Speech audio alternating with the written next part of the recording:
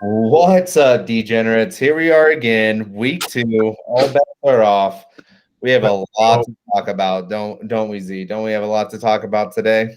good and bad, yes, we do. We're out here though. We live That's right. every day. Real quick, we do have the Washington football team against the Giants tonight. We will go over who we thought. Well, let's just say it real quick. We think Washington's going to roll. We're not going to spend too much time on that. But what we do want to spend time on is a quick recap of our picks last week, how we did, and who we're taking this week. We heard your feedback. We're going to make it a little shorter, a little more concise. We're still So getting started here. It's preschool for us right now. Give us a break. We're that's sharing cubbies. Let's Let's go. let's start off with our locks of the week last week. I took the Niners -7. They obviously covered -7. The line ended up being, I think, -9, 9.5 before the game started. I didn't feel comfortable giving all those points. That's just how I am. But 7 covered. Yeah, Niners, I mean, they look good, but they made it way too close. They let the Lions hang around, and honestly, that shit's kind of embarrassing. So shame on you, San Francisco. That was an embarrassing way to finish the game. Now, I know this is what just about everyone's probably wants to tune in to hear about, but, you know, Z, what's up? Green Bay, lock of the week, epic fail. Had to take Yeah, his not starting off well. 0-1 and the all bets are off. He got fucked. Just like, I don't know what the quote was from Fast and the Furious, but, when Paul Walker was like, I almost had you, man. And he tells that to Vin Diesel, and he's like, you never even had your car or whatever the fuck he said. That's how I felt when I saw the Saints and Packers game start out. And really what this game tells me is a number of different things just beyond the game, right? It reminds me, and everybody that knows me, they know I like to use metaphors to paint a better picture. I looked at it like this. Literally, you got the Packers, right, who are the marriage with Aaron Rodgers. It's been great for 17 years. Things have been trying to be spiced up. They didn't reach the where they wanted to be 2 years ago when they played the 49ers and got blown out. Went to the offseason. Next thing you know, the girlfriend or the wife goes out to Vegas, aka Packers go out to the draft. They see a guy with a big dick with bottle service. Take Jordan Love. Forgot what they had back home. The nice guy, with the dad bod, who's always been very loyal to them. After that, they make the mistake. He gets a text message from one of the homies saying, yo, they just picked up this dude. Here are the pics. It's all over X videos. Aaron's pissed. What does he do? Goes out, gets buff, gets those fucking penis pills. Then he wins the MVP. And now Sweetheart's like, oh, I think this marriage is going to work. Let's try to make it work. They go through marriage counseling that summer. He almost left, almost filed the divorce papers, but was like, you know what, I'll give this another run. And now we're looking at it where this guy's just lost all interest. That game, he just wasn't himself. I mean, some guys do well with age, like Tom Brady, Peyton Manning. They have their glory moments. I don't know if that's going to be there for Aaron Rodgers. Frankly, I don't give a fuck if it is there anymore because he's a Packer. I hope the Packers go 0-17 this year. But yeah, extremely disappointed. I'm sorry if anybody rode with me on that. But that's why we live to fight for another week, and we're here now. But 3 out of 4 ain't bad. Covered the Chargers. We knew that was going to be a lock. Of course, too bad what happened to Fitzpatrick. Heineke, though, this kid's shown some talent in the past. I mean, Hey, Heineke, when he got into the game, so as everyone knows, I was riding heavy on the Chargers. Yeah. Special shout out to those clowns, Eric and Carlos, that talked a lot of shit saying that the Chargers weren't going to cover. Who's fucking right now? But anyway, your boy Heineke came out and played. As soon as Fitzpatrick got hurt and Heineke came out, I was like, fuck, I'm in trouble because they started playing better. Heineke is basically just a newer, younger, faster Fitz. And, I think that they're a pretty decent team. We knew the defense was going to be good, just the Chargers offense was better. Justin Herbert is a stud. This is what we knew. Keenan Allen, stud.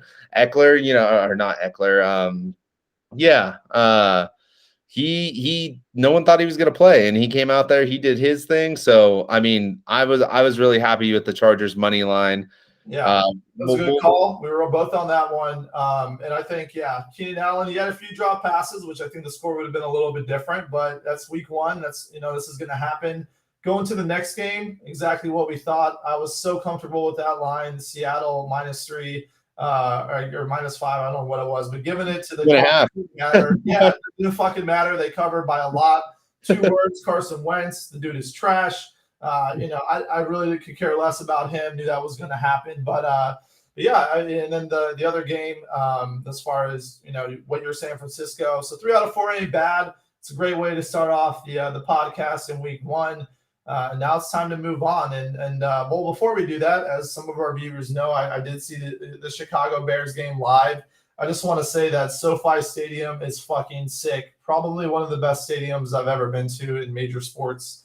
Since I've been on this earth 33 years, but I expected to see what happened. We got a good fucking run, kickoff run from Herbert, 41-yard run from David Montgomery.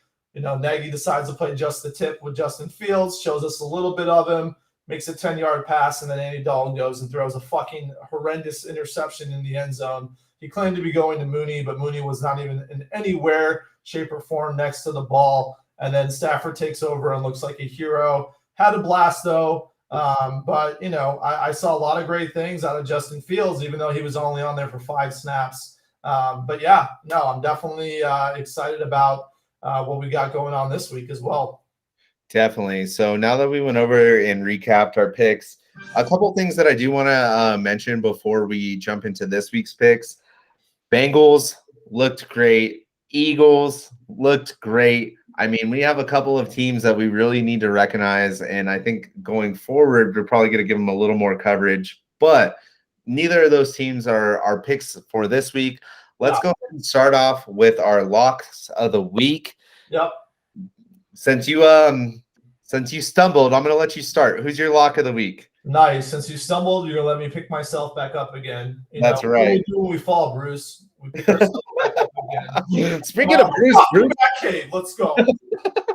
Speaking of Bruce Buffer with the national anthem for the Raiders, that was sick. Michael Buffer for the Rams. So dude, saw that. Those boys are cashing checks. I'm not even mad at them. Yeah, no, Buffer brothers representing out here in both the inaugural games for each of the teams. So that was pretty cool. That was cool. So yeah, my lock of the week, man. I'm all over Buffalo at this point. I think taking a loss like that at home, obviously definitely hurts. I think Pittsburgh, their defense showed up. Now I see why checking. Yeah, we don't do commercials here. But yeah, now I see why they paid TJ Watt $112 million. The guy showed up big time, sack and fumble recovery, then the blocked punt. And that's against a great Bills team, which I think is a huge rebound week for them here. The -3 in my mind is disrespectful. I get it. Dolphins are, showed some resiliency. I just think that, Bills got to put their head down, take care of business. And this is obviously an interdivisional game. So yeah, I'm all over the Bills this week. -3 is my lock. I love that. I'm definitely riding this. I have this on a couple parlays already. Granted, like I said last week, I think a lot of people weren't really giving Tua the respect that he deserved. This Miami Dolphins defense is legit. The coach is legit. But that being said, this Bills team is still legit. I said last week that I think they're going to be Super Bowl contenders. And even though that they got blown out by Pittsburgh, I still see that. And I'm totally with you. They're going to be in that locker room. Somebody standing up like, yo, we got to do something about this. Fuck this. This isn't the team that we are. They're coming out hot. I got them winning by at least like 16 points. Yeah, I think this is going to be a blowout. So your lock of the week, you're up next. You going 2-0 or what's up? Yeah, my lock of the week is going to be Denver -6 over Jacksonville. Oh, look, the line actually even got lower. It's -5.5 now. I think this is just crazy that this is even the line. Jacksonville last week, Trevor Lawrence looked decent, but it's exactly what we thought. O-line was shit. Team was shit. That's why you're the number one pick. Yeah, the Texans, by the way. Texans. The Denver Broncos, on the other hand, blew out the New York Giants, which isn't saying much. It's like being the smartest kid in the slow class, but it doesn't matter.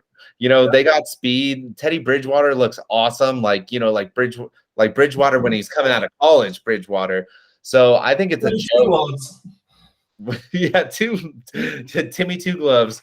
But yeah, so -5.5, -6.5, -10.5. I don't give a shit. I'm -1.5 million. I'm lock of the week. Take the Denver Broncos if you want to make money. So those are our locks of the weeks. But we have a handful of games that we feel really, really great about tonight. I have a lot personally riding on Washington -3. But we are putting this up like maybe an hour before the game, probably a little less. So that doesn't do you guys any good. So we're gonna go into another game. I think Z that we both agree on that looks really, really appealing, and that's gonna be the Chiefs against the Ravens. And currently the line is 3.5, but oh my god, dude, the Chiefs are the Chiefs, and the Ravens. As a Raiders fan, I wasn't really impressed with them when we played them. Yeah, I mean, this is a great game. This is the I don't know, the third or fourth battle between Lamar, the Lamborghini, and Patrick Mahomes, the Ferrari as they call it. That Lamborghini looked like a fucking Ford Probe, or on Monday. I saw some good things out of Lamar, but again, the Ravens played good. It was their opening game. I think the injuries are starting to come to fruition here for them. There were a lot of weaknesses in their defense. I do give the Raiders credit for what they did. But I just the Kansas City Chiefs are too much to handle. They were down 22-10 against the Cleveland Browns. I know they didn't cover. I believe the spread was like -5. They ended up winning by 4, I think, 29-33. But I had no issue, and honestly, I should have hammered the second half line. I knew the Kansas City Chiefs were going to come back. They have too much talent. They always find a way. I think Mahomes loves this matchup all the time. I believe it is primetime television. I think it is Sunday night. Yep, it is. And this kid, superstars shine in the when they have these type of moments. So I would say this is almost very close to my lock of the week for the Bills. I feel very comfortable about this. I think I got them at 3 before, and I think the line will probably move back or maybe be adjusted to that. But I would grab them if you can at 3. I just think this has the makings for a duel, but I see Kansas City pulling away by a touchdown here. Couldn't agree more. Won't even elaborate on it. I think you did a great job of breaking that down. But I mean, if I could have 2 locks this week, we said we're only gonna have 1, but if I could have 2, this would be the other one. Yeah. I mean, the injuries are just too much with Baltimore, and you have to be at your best at all times if you want any chance against the Chiefs, and that's just not the case. So with that being said, let's go ahead and move on to another game that I know we both really like. Let's talk about it though, because personally, I'm gonna stay away from it. I might do like a teaser and take the Cowboys with points, but Absolutely. Currently the Cowboys are a 3.5-point underdog to the LA Chargers, and I mean, I'll tell you right now, I don't even know what the over/under is, but I'll take the over here. Like this is gonna be like dynamite. Yeah, I mean, I like the Dallas in this spot. I actually do have him as one of my teaser plays. Obviously, the Chargers are a good team, so I think the 3 is going to be a little close. I see this being like a 33-30 game or something along those lines. But I think they're a very strong teaser play. I think Dallas for sure keeps it within a touchdown. If you're doing 6 with that teaser, you're getting 9.5. So basically, you're telling me that Los Angeles has to beat them by a touchdown and a field goal. I definitely don't see that happening. So this will be a strong teaser play, which I'll share, towards the end of the podcast here. Yeah, definitely. I couldn't agree more. I mean, Dallas's offense just looked unstoppable against a really good, Tampa Bay D. The LA Chargers don't nearly have the defense that Tampa Bay has, but at the same time, the Chargers have an electric offense. So we're going to have to see. Me personally, I'm going to stay away from this game, but I love the Cowboys alternate spread. If I can get them with like 9 points or something crazy like that, like you were talking, for sure. But me personally, I would stay away from this one. This is a scary one for me. Yeah, and I think Zeke will be utilized more in this game. I think they just, because of that pass or Tampa Bay rush defense, they didn't need to really utilize them, and they were doing enough through the air already. Dak threw for like 400 yards or something. So, but I think they do go back to Zeke here and feed him what he needs to eat. So another game I wanted to look at as well was Minnesota and Arizona. This Oh, was a big safe Arizona. game. I love Arizona here at home.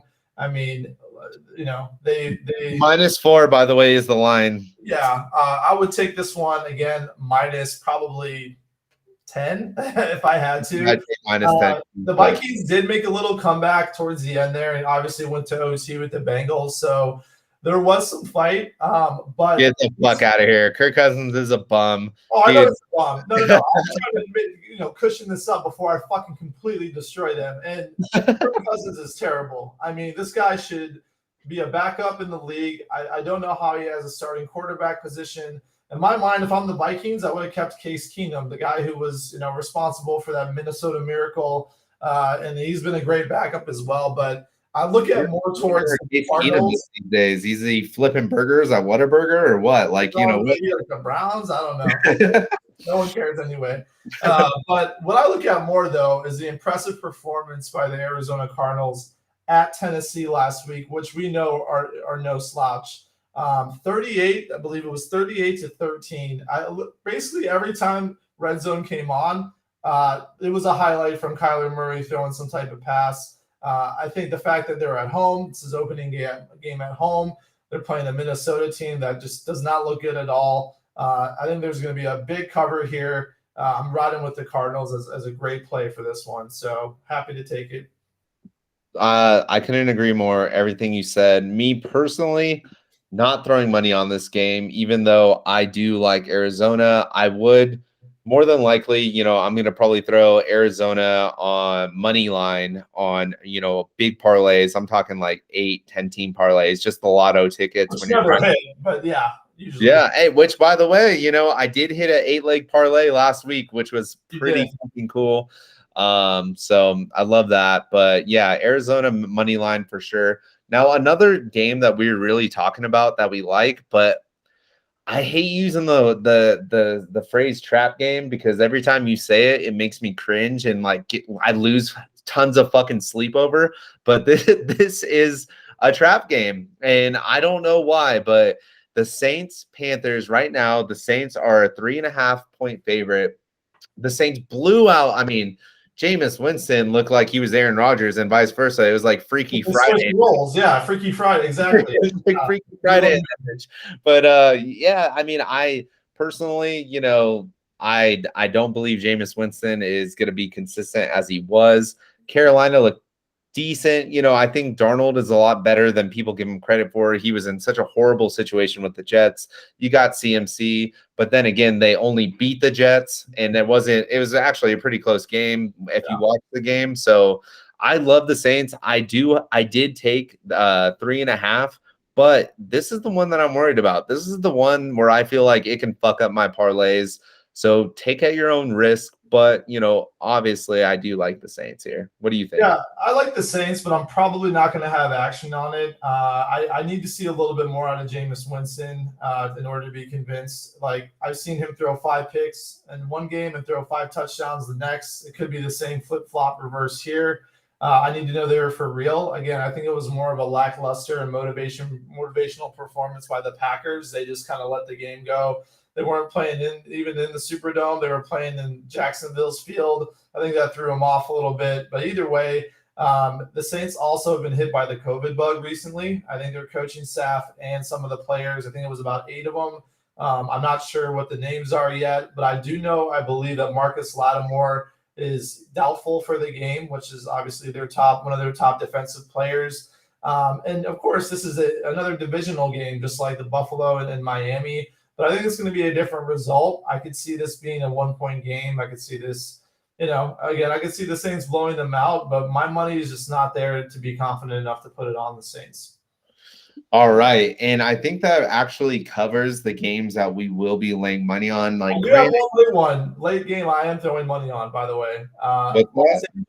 Los Angeles and Indianapolis. So, yeah, if you look right there. The Rams. Tell me why you're going to throw money on this. I'm staying away. I love the Rams in this spot. I think the Colts, again, they got blown out by Seattle. In fact, from what I saw with my own 2 eyes with the Rams, Matthew Stafford looks extremely comfortable And again, I know it's my Bears and they suck and everything like that, but I'm not really putting the Colts that much better than the Bears. I don't consider Carson Wentz more of an elite quarterback than Andy Dalton. I think the weapons they have around them are similar. And I just think that this is a great spot for the Rams to keep it rolling. Their defense played out of their mind. And 3.5 isn't a lot to cover. I think I may buy the extra half point just to have that satisfaction to buy a field goal. But this is a play I actually like. I really do like the Rams, and I think that's what I'm going to be taking on Sunday for sure. All right, so we really wanted to emphasize the games that we're actually putting money on, but as far as the other games that we're not, let's just real quick rapid fire. I'm going to go ahead and say who's playing who, what the line is. Obviously, if we didn't mention them, we're probably not putting action on them. But if you did have to put action, which we're not, what would you do? No explanation, no nothing, just final verdict. So with that, let's go ahead and start with the New England Patriots at the New York Jets. And New England is a 5.5-point favorite. I think they covered that. I like the Patriots. I think money line is a great way to go. But I think they cover this no problem. I'm going to go with Patriots. What about you? I'm so split on this. I mean, they're just two young quarterbacks. We don't know what's going to happen, but I guess if I had to favor one or the other, it's the Patriots. But yeah, this is a dog with fleas, so I'm not touching this game. Another divisional game as well. All right, next one. So final verdict, Patriots if you need a parlay money line, maybe, but don't count on it.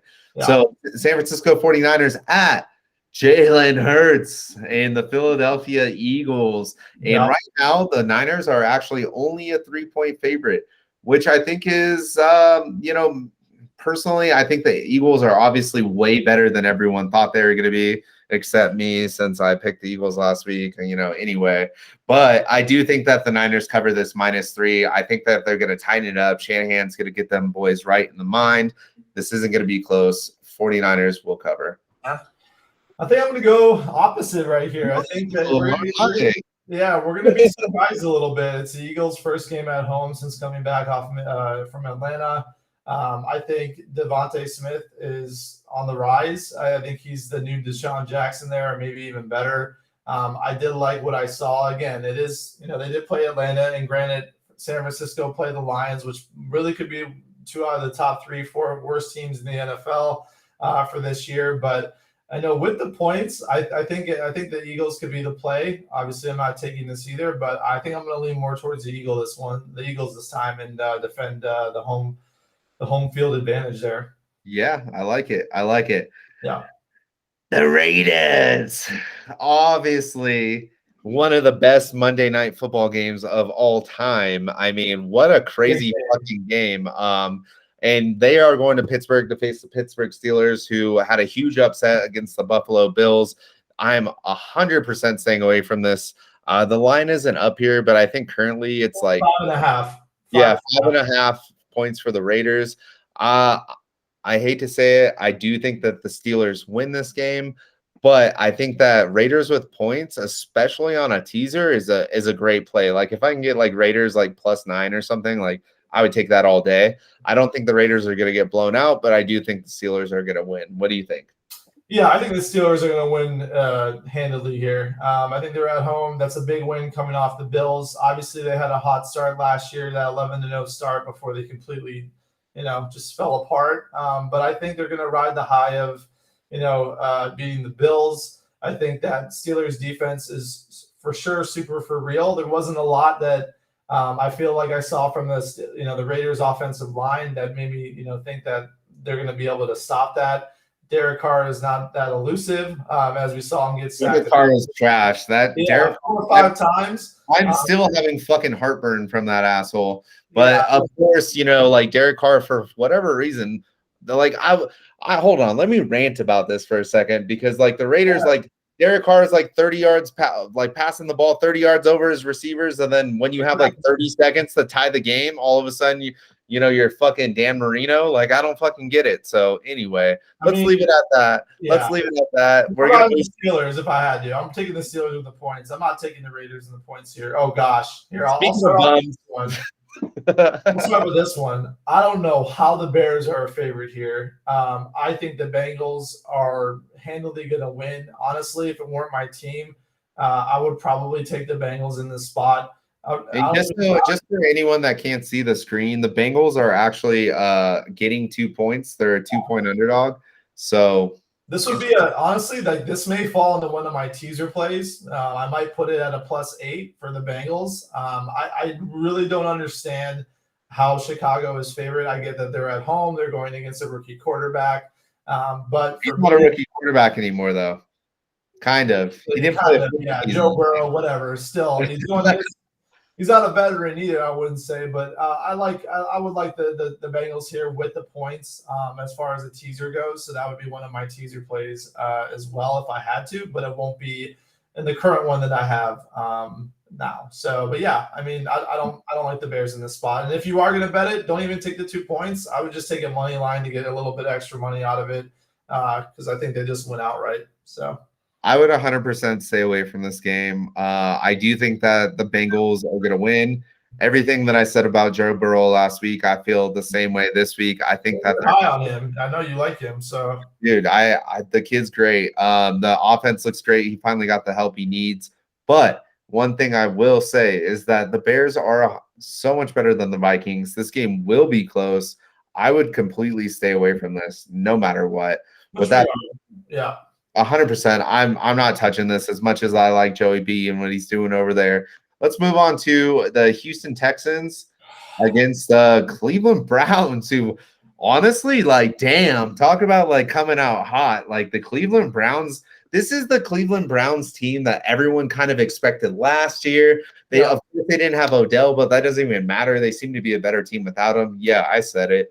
And yeah, I mean, obviously, I think personally the line is telling the truth here. Right now, the Browns are a 12.5-point favorite. I think they cover that. I would stay away from it.